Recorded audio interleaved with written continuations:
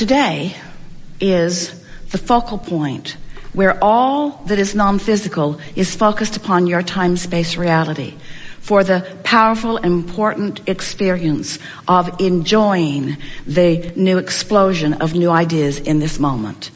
And every moment of every day for all eternity will be that and nothing more than that.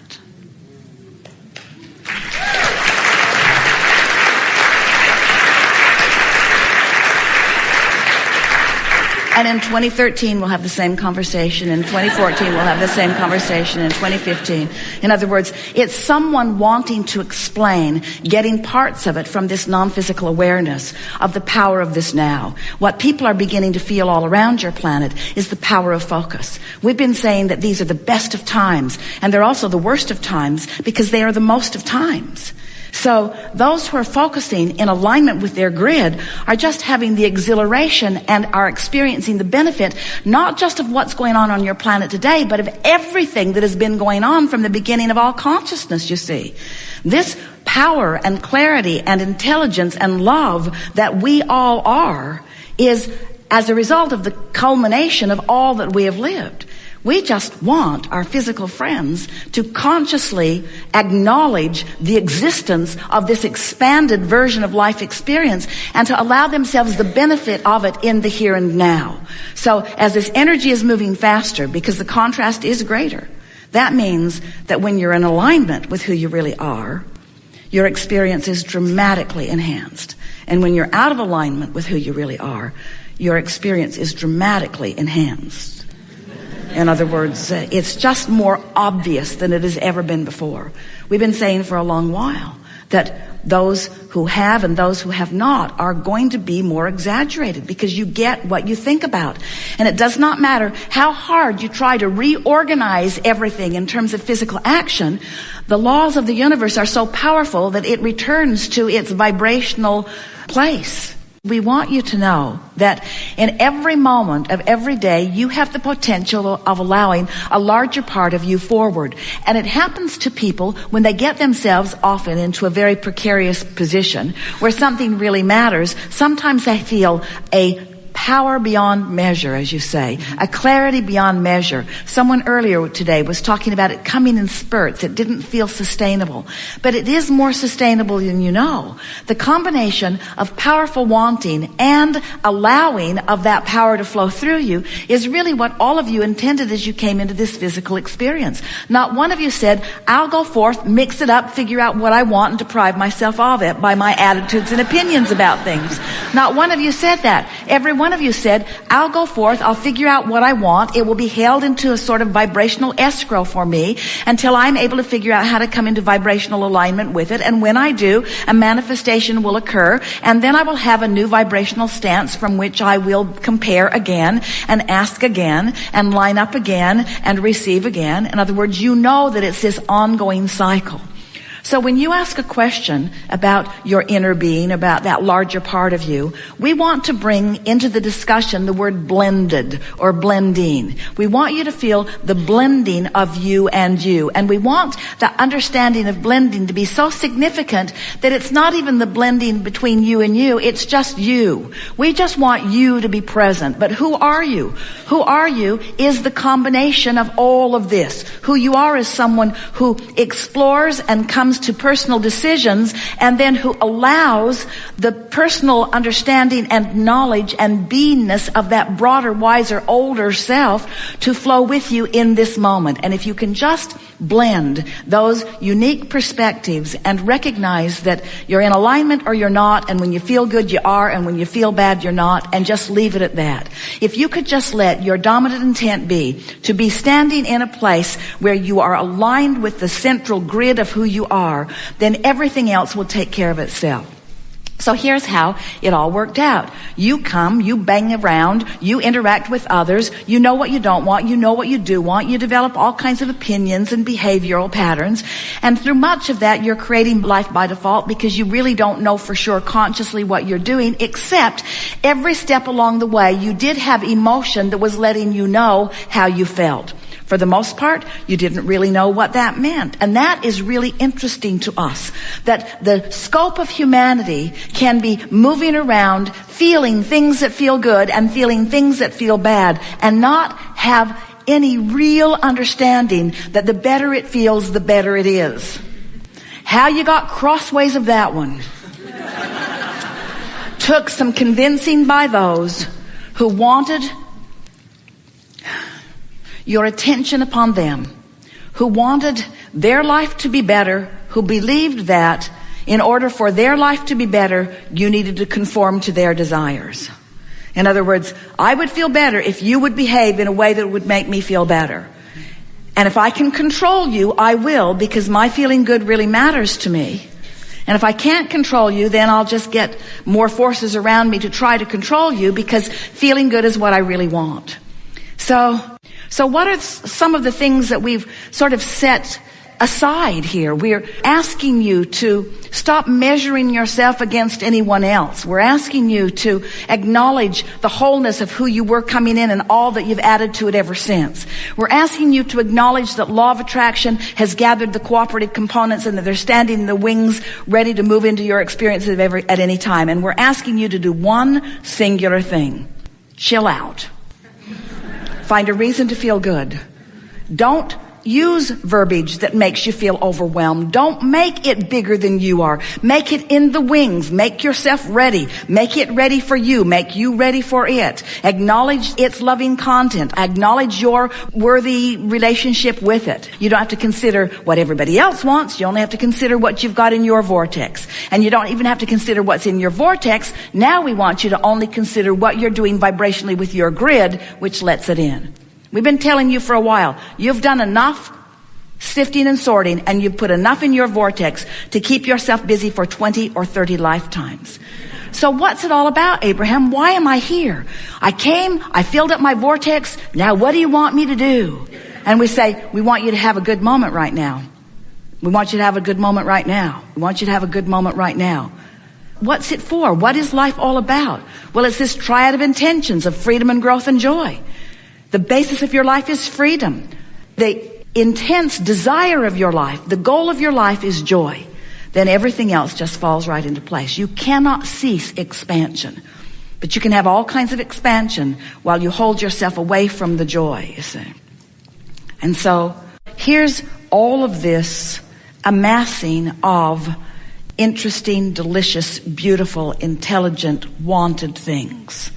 Everything from possessions to ideas to understandings to beingness. In other words, it's all there. This expansive collection of your ideas is divine and magnificent. And here you are, letting it in or not, doing a little bit of all of it, but not able to define it because it's been going on for so long and it is so much.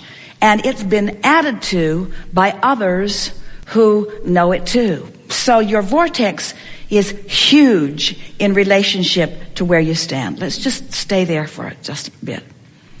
Now, we've been talking to you through endless processes for a long time.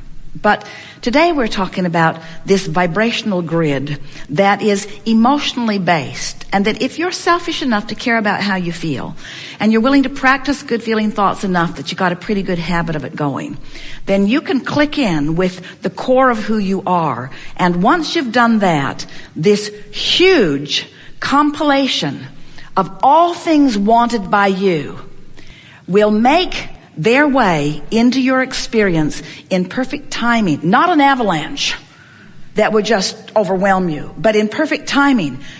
Every idea in the world not coming to you all at once, just the one that matters right now with this gadget that you're fussing with right now. Every piece of information not coming, every joke you've ever heard not coming to you right now, just the one that applies to this situation that will be most received and appreciated by those who are around you. In other words, bit by bit, the manifestations filling into this grid because they've been collected, but they're coming to you in this pointed now. We've attempted to say that in so many different ways. We said the creative process is 3 steps. Step 1 is you ask, and contrast helps you do that. Step 2 is source answers. That's that vortex gathering. And step 3 is You must find a way of allowing it so that it can manifest in your experience. We're just today wanting you to understand that you can't conceive of all that you've been, and you can't conceive of all that you will be. You can't even, from your physical human perspective, conceive of all that you are. But you can very well be focused in this powerful now, in an attitude of love and appreciation of self and others.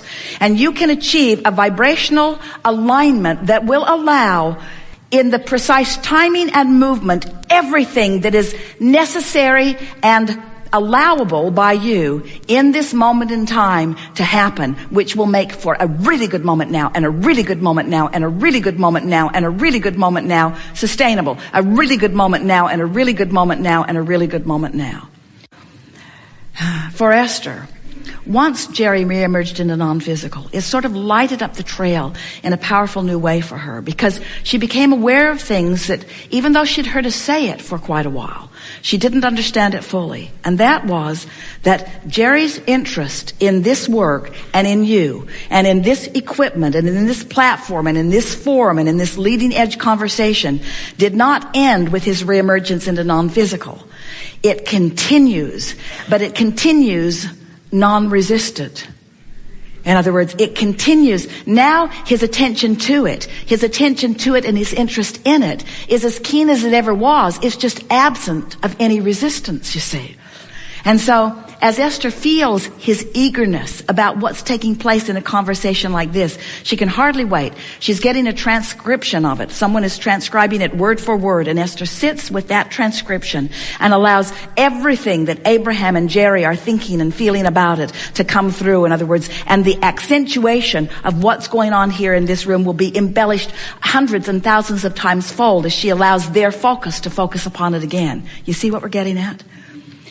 For us to try to explain to you who you are required that we first let you understand that you are more than you see here in this physical body, that there's another part of you. But in doing that, we sort of split you up more than we wanted to. We made the physical you, we made the inner being you. What we really want is a blending of the two of you. We really want the two vantage points that equal you to be blended together in a powerful moment. And you know when you are reveling in a joyous moment that you've accomplished that, you see. So your only work, once it's in the vortex, is to accomplish a grid that allows it to fill in. Toward what end? That's the question that we want you to ask of yourself and answer. Toward what end? Toward what end? Why do you want the grid to fill in? Why would it be important that the grid fills in? We can only think of one reason. Why is it important that the grid fills in? You might like it. It's the culmination of what you've been putting there. But what trips you up is, if you need to see it before you like it, then you hold it off. You gotta like it before you see it, and then it will come and show more of itself to you. You gotta believe it before you see it, and then it will show itself to you. You must become the vibrational sensor and responder that you were born to be, you see. It may seem odd to you because here you are, manifested versions of that which is us, and we're trying to teach you how to be less manifested so that you can be more manifested. But we're trying to teach you to care less about the manifestation so that you can align with more that you want, so that your manifestations are more of what you do want and less of what you don't want. And what would be the reason for that? You might like it. You're supposed to feel good. Life is supposed to be fun. You didn't say, I'll go make the world a better place because it needs to be a better place. You said, I want in on this game. I want to go have some fun here. I want to apply my mind to that. I want to apply my unique perspective to that. I'd like my ideas to add to that. Why? Does the world need me? No. Somebody else will figure it out if I don't. Then why? Because it's fun to figure it out. It's fun to be interested. It's fun to observe. It's fun to conclude. It's fun to launch rockets. It's fun to be out of whack and then to deliberately get into alignment. It's fun to feel movement. It's fun to feel energy. It's fun to be powerful. It's fun to take the energy that creates worlds and flow it to the specifics of something that matters to me. It's fun to watch universal response. It's fun to attract momentum. It's fun to gather others. It's fun to feel the full fullness of who I am. It's fun to revel in the value of others. It's fun. It's really fun to be physically alive. It's fun to be out on the leading edge. It's fun to be a powerful creator. It's fun to know my power. It's fun to know who I am. It's fun to love me. It's fun to love them. It's fun. It's who I am. I can't cease being.